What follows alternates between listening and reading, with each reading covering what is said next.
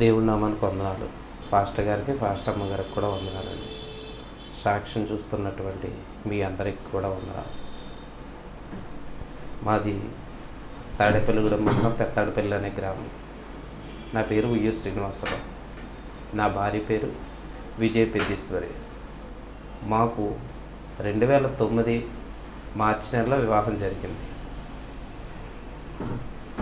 మా వివాహమైన ఒక 10-12 సంవత్సరాల వరకు కూడా మేము చాలా సంతోషంగా ఉండేవాళ్ళం. కుటుంబం అంతా కూడా చాలా సంతోషంగా జీవించేవాళ్ళం. దేవుడు మమ్మల్ని ఆస్వాదించి 2 బిడ్డలను ఇచ్చాడండి. నా బిడ్డ పేరు లాస్య, కుమారుడి పేరు చరణ్. ఇలా సాగుతున్న మా కుటుంబంలో అనుకోకుండా ఒక శోధన వచ్చి పడింది. ఆ శోధన ఎంతవరకు దారితీసిందంటే అది మేము విడాకులు తీసుకునే వరకు కూడా వెళ్ళిందండి. ఎంతోమంది చెప్పారు, లేదు మీరు కలిసి ఉండాలి, అలాగా విడిపోవడం కరెక్ట్ కాదు అని అన్నా సరే ఏమాత్రం నా మనసు గిట్టేది కాదు, నేను వినేవాడిని కాదు. అలాగా కోర్టును కూడా మేము ఆశ్రయించడం జరిగింది. ఈలోగా ఎవరు ఏం చెప్పినా కూడా మనసుకి ఎక్కేది కాదు. అసలు ఆ విషయంలో ఇంకేం మాట్లాడకుండా మీరు అనేవాడిని నేను. అలాంటిది ఒక 4 సంవత్సరాలు కూడా కోర్టుల చుట్టూరు కూడా తిరిగానండి నేను. తిరిగినప్పుడు కూడా ఒంటరి జీవితం, ఎన్నో శోధనలు. ఈలోగా నేను మా మేనల్లుడి ద్వారా దేవుడిని ఆశ్రయించాను. అప్పటి వరకు కూడా దేవుడు మందిరానికి వెళ్ళడం కానీ, ఏదో ఏదైనా క్రిస్మస్ అయినా జనవరి 1 అయినా వెళ్ళి భోంచేసి వచ్చేయడమే తప్ప పట్టుమని ఒక 10 నిమిషాలండి వాక్యం వినడం కానీ, దేవుడి మాట వినడం కానీ చేసేవాడిని కాదు. అలాంటిది 4 సంవత్సరాలు కోర్టుల చుట్టూరు తిరిగామండి. ఎంతోమంది చెప్పారు, వినేవాడిని కాదు. ఏమైనా సరే విడిపోవాలి, విడాకులు తీసేసుకోవాలి, డబ్బులు ఖర్చైనా పర్లేదు అని మనసంతా కఠినపరిచేసుకున్నానండి. రాయి చేసేసుకున్నాను మనసంతా. ఆ మనసు ఎలాగంటే ఏ విధమైన దయా దాక్షిణ్యం లేకుండా హృదయాన్ని కఠినపరిచేసుకున్నాను.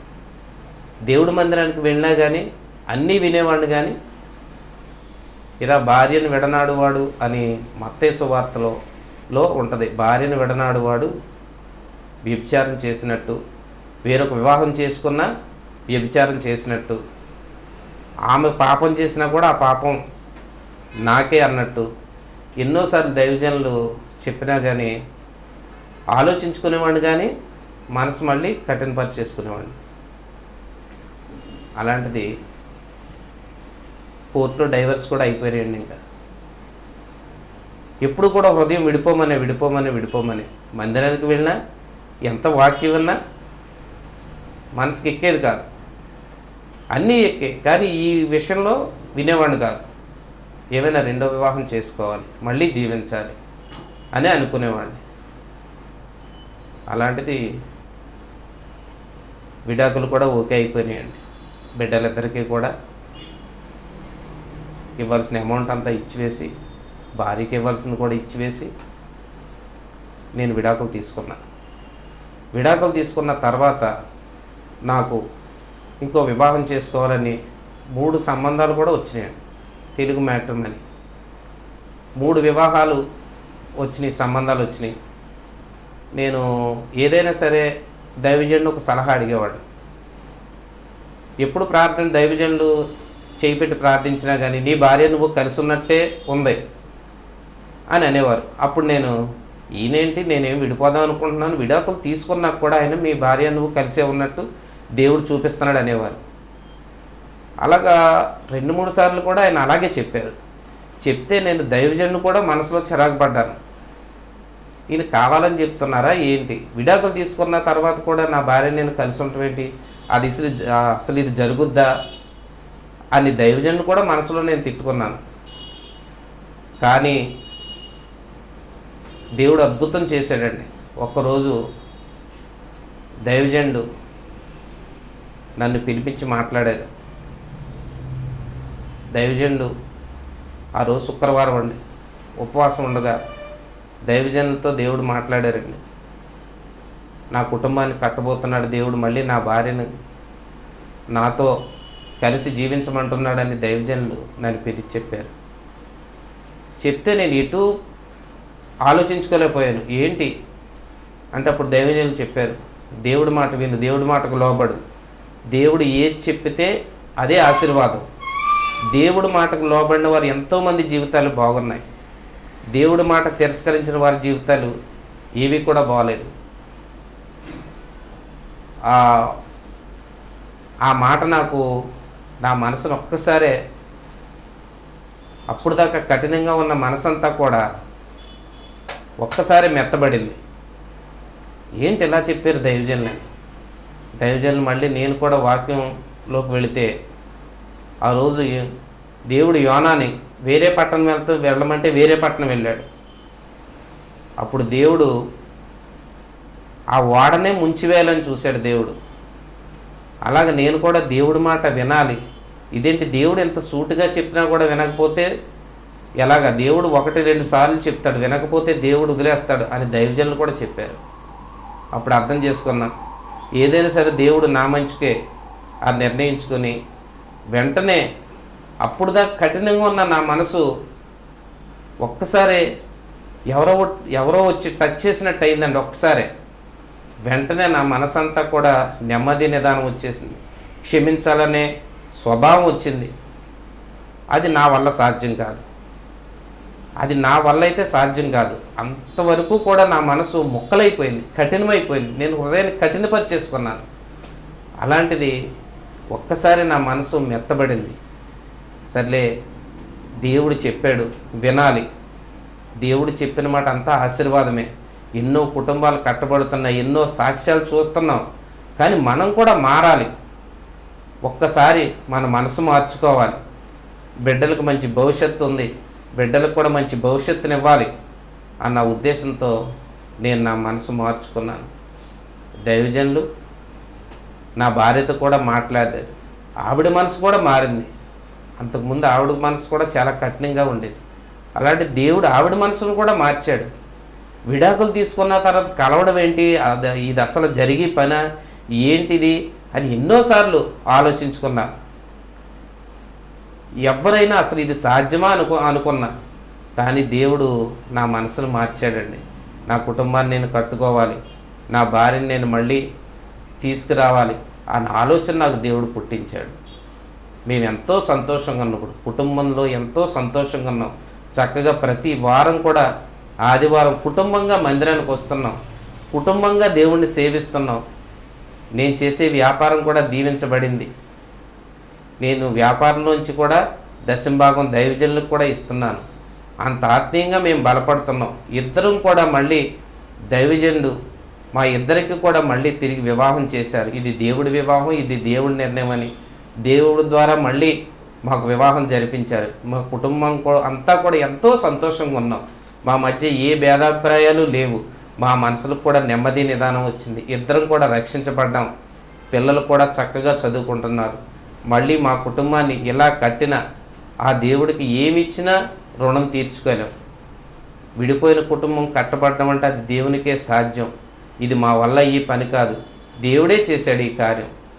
ఈ చిన్న సాక్ష్యాన్ని దేవుడు దీవించునుగాక. అందరికీ వందనాలండి. దేవుడికి వందనాలు, దైవజనులకి దైవజనులకి వందనాలు. సాక్ష్యం చూస్తున్న మీరు అందరికీ వందనాలు. నా పేరు విజయ పెద్దీశ్వరి అండి. మా భర్త పేరు శ్రీనివాసరావు గారు. మా ఇద్దరికి 2009లో వివాహం జరిగింది. 15 సంవత్సరాల దాకా బాగానే ఉన్నాము. మా ఇద్దరికి 2 పిల్లలు పుట్టారు, పాప బాబు. పాప పేరు లాస్యశ్రీ, బాబు పేరు చరణ్. మా ఇద్దరు సంతోషంగా ఉండగా మధ్యలో శోధన వచ్చింది. ఆ శోధన ఎంత అంటే చిన్నది కాస్త చాలా పెద్దది అయిపోయి మీ ఇద్దరం ఉండలేనంత ఇదిగా జరిగింది. అది ఇంకా మీ ఇద్దరం విడిపోవాలి అని డిసైడ్ అయ్యాము. ఇంకా కోర్టుల చుట్టూ తిరిగాము. మా ఊళ్ళు చెప్పారు, పిల్లలు ఉన్నారమ్మా ఆలోచించని. ఇంకా లేదు అని డిసైడ్ అయిపోయి కోర్టులో నిర్ణయం తీసుకుని విడాకులు కూడా తీసేసుకున్నాము. నేను నా పిల్లలిద్దరినీ పెట్టుకుని నా తల్లిదండ్రుల దగ్గర ఉన్నాను. మేము అలా ఉండగా 4 ఏళ్ళు గడిచిపోయింది. పాస్టర్ గారు ఈ లోపల మాకు శుక్రవారం ఫోన్ చేశారు ఉపవాసం ఉండగా. ఫోన్ చేసి దేవుడు ఇలా మీతో మాట్లాడమన్నారమ్మా అని చెప్పగా, ఇదంతా జరిగిపోయింది కదన్నయ్య, ఇంకెందుకు వదిలే అని అన్నాను. కానీ దేవుడు మీ ఇద్దరిని మళ్ళీ కలవమని చెప్తున్నాడని పాస్టర్ గారు చెప్పారు. అప్పుడు దాకా చూస్తే తిట్టుకొని ఉండేవాళ్ళం మేము. అప్పుడు దేవుడు మా మనసుని మార్చి మళ్ళీ ఏదో నూతన మనసుని మాకు ఇచ్చాడు. అప్పుడు దాకా మేము ఒకరికొకరం అసలు ఇష్టపడేవాళ్ళం కాదు. కానీ దేవుడు మా హృదయాన్ని ఎంత ఇదిగా మార్చి మళ్ళీ మా కుటుంబాన్ని కలిపారు. అంతే చర్చిలో మళ్ళీ కలిపి ఘనంగా వివాహం జరిగించడం జరిగింది. ఇప్పుడు మా కుటుంబం చాలా సంతోషంగా, నేను, నా భర్త, నా బిడ్డలిద్దరితోటి సంతోషంగా జీవిస్తున్నాము. అలాగే నా బిడ్డలు కూడా చదువులు ఎంతో బాగున్నాయి. దేవుడు ఎంత పెద్ద శోధన వచ్చినా సరే దేవుడికి అప్పచెప్పితే అది అసాధ్యం అన్నది ఏది జరగదు. అందుకు దేవుడిని ఎప్పుడు నేను నమ్మాలి అని దేవుడికే సమస్తము అప్పగించేశాను. మా కుటుంబం అంతా ఈరోజు ఎంతో సంతోషంగా ఉన్నాము.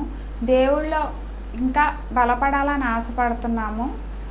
భార్యాభర్తలం ఇద్దరము రక్షణ పొందడము, మా వివాహం జరగడము రెండూ ఒకే రోజు జరిగినాయి.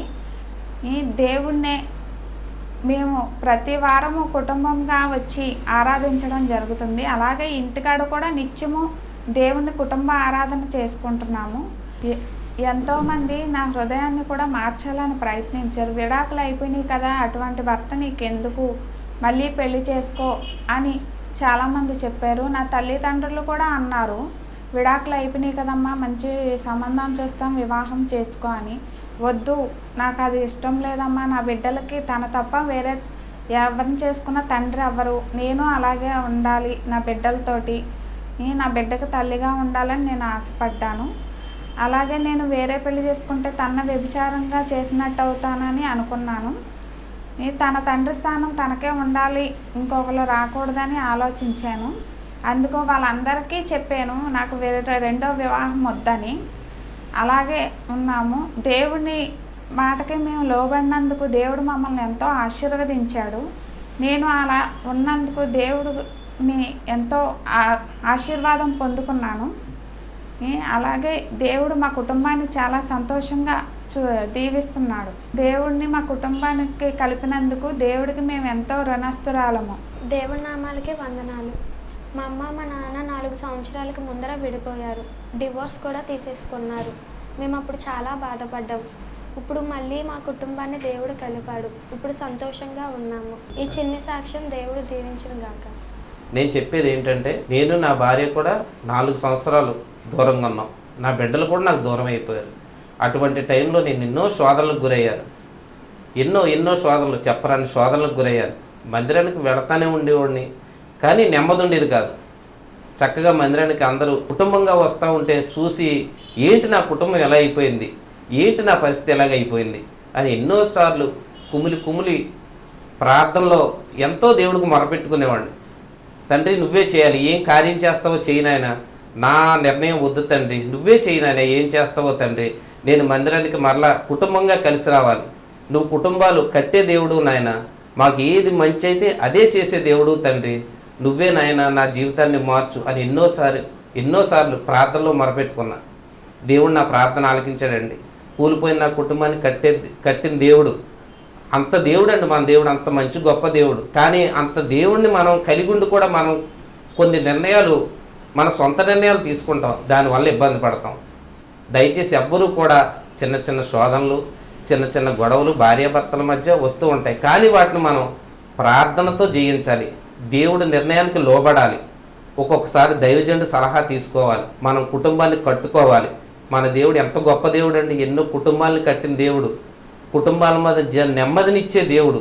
మనం లోకం వైపు చూడకూడదు, మన దేవుడినే చూడాలి. నిజంగా ఎవ్వరు కూడా ఇటువంటి నిర్ణయాలు తీసుకోవద్దు. నా అనుభవంతో చెప్తున్నా, భార్యాభర్తల మధ్య గొడవలు వచ్చినా కుటుంబాన్ని కట్టుకోవాలి తప్ప విడిపోవాలనే ఆలోచన ఎట్టి పరిస్థితుల్లో రాకూడదు. అది విడిపోవడం అంటే అది మనం వ్యభిచారం చేస్తున్నట్టు, వేరే వ్యక్తిని చేసుకోవడం వల్ల, ఆవిడ వేరే వ్యక్తిని చేసుకోవడం వల్ల మనం కూడా ఆవిడని వ్యభిచారంలోకి నెట్టివేసినట్టు. ఆ పాపం మనం నిత్య నరకాగ్నికి వెళ్ళిపోతాం. పరలోకం మనకు సాధ్యం కాదు. దయచేసి ఎవ్వరూ కూడా ఇటువంటి నిర్ణయాలు తీసుకోవద్దని నేను మనవి చేసుకుంటున్నాను. ఈ చిన్న సాక్ష్యాన్ని దేవుడు దీవించును గాక. మీ అందరికీ నేను చెప్పేది ఏంటంటే, మా కుటుంబంలో వచ్చిన శోధన అలా మమ్మల్ని విడదీసి ఈ 4 ఏళ్ళు పడ్డ మేము బాధ మళ్ళీ ఎవరి జీవితంలోని ఉండకూడదని మేము కోరుకుంటున్నాం. ప్రతి చిన్న విషయంకి మీరు మీ భర్త భార్యకి దూరంగా ఉండొద్దు. మీరంతా కలిసి ఉండి ఒకరికొకరు సమాధానం చెప్పుకుని మీ బాధ ఏంటన్నది దేవుడికి అప్పచెప్పండి. దేవుడే సమస్తము చూసుకుంటాడు. మా కుటుంబాన్ని కట్టిన దేవుడు మీ సమస్యలు తీరుస్తాడు. ఎవరు కూడా విడిపోవాలన్న ఆలోచించద్దు. శ్రమలు వస్తాయి, శోధనలు వస్తాయి. ప్రతి ఒక్కదాన్ని జయించే దేవుడు మనతో ఉన్నంత వరకు మనం భయపడాల్సిన అవసరం లేదు. సమస్తము ఆ దేవుడికి అప్పచెప్పండి. ఎలాంటి శోధన అయినా సరే ఆ దేవుడు జయించే శక్తిని మనకిస్తాడు. దయచేసి ఎవరు విడిపోవాలన్న ఆలోచించకండి. ఈ చిన్న సాక్ష్యం దేవుడు దీవించండి. మీ అందరికీ వందనాలు. మీ అందరికీ వందనాలు.